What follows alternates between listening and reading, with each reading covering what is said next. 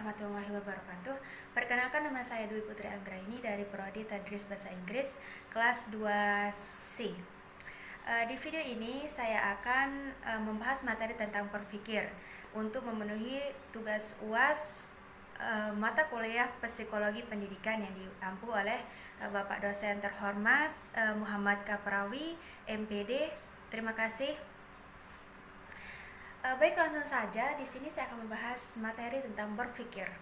Pasti tentunya teman-teman setiap hari pasti selalu berpikir.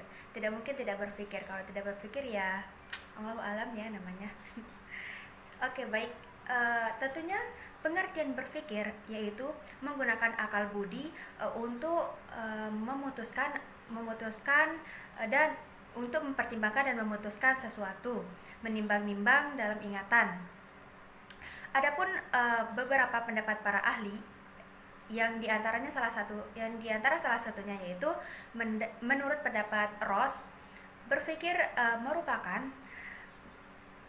merupakan aktivitas mental dalam aspek teori dasar mengenai objek psikologi.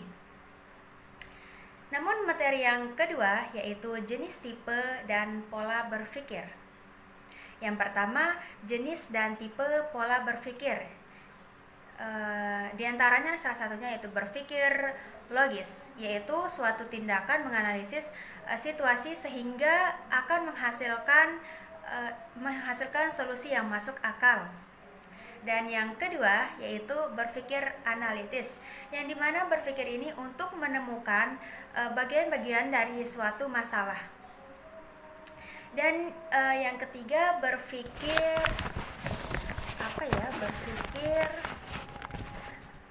sistematis, yaitu upaya menemukan suatu informasi secara teratur dan mudah dimengerti. Contohnya itu seperti menggunakan metode-metode ilmiah yang di dalamnya observasi, pemecahan masalah, analisis data, dan kesimpulan. Dan yang keempat itu berpikir kritis, yang dimana berpikir ini untuk merespon seseorang dengan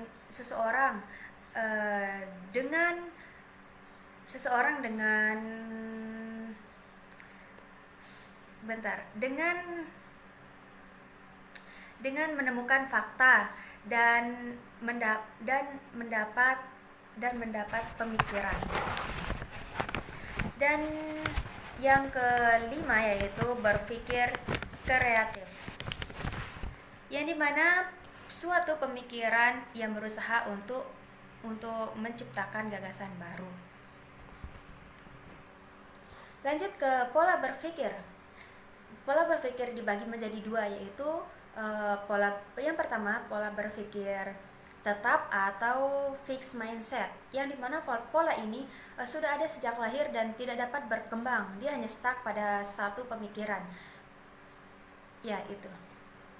Dan yang kedua yaitu pola berpikir berkembang, yaitu atau growth mindset, yang dimana pola ini tidak stuck pada satu pemikiran, namun dia berkembang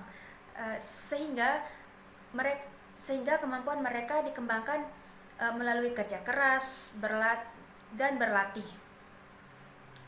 Adapun faktor pendorong dan penghambat pola berpikir yaitu antaranya penghambat dalam pola berpikir. Yang pertama, kurang memahami tujuan dan sasaran yang akan dicapai.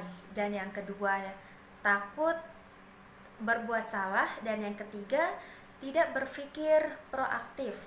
Dan adapun pendorong dalam berpikir, yang pertama kestabilan emosi, dan yang kedua pendidikan yang sudah terpenuhi, dan yang terakhir keadaan lingkungan yang mendukung.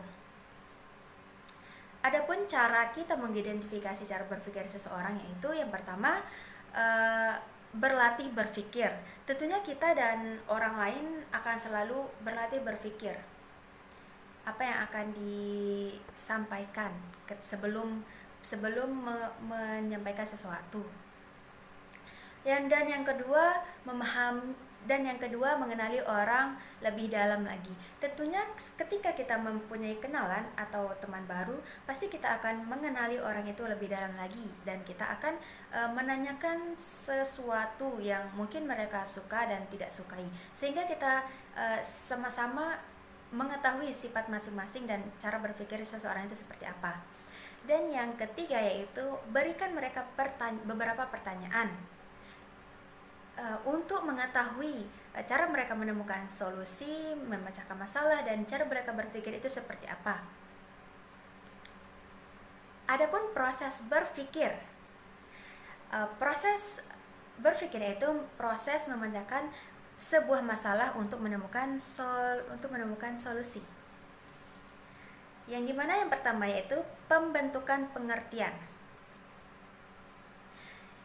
Maksudnya itu menganalisis ciri-ciri dari sejumlah objek sejenisnya, kemudian membedakan ciri-ciri tersebut.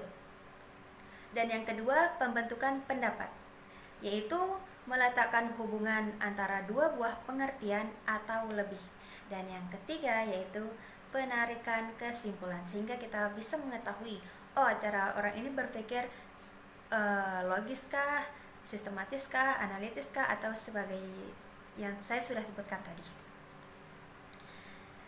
Kemudian yaitu teori berpikir. Yang pertama, teori stimulasi respon.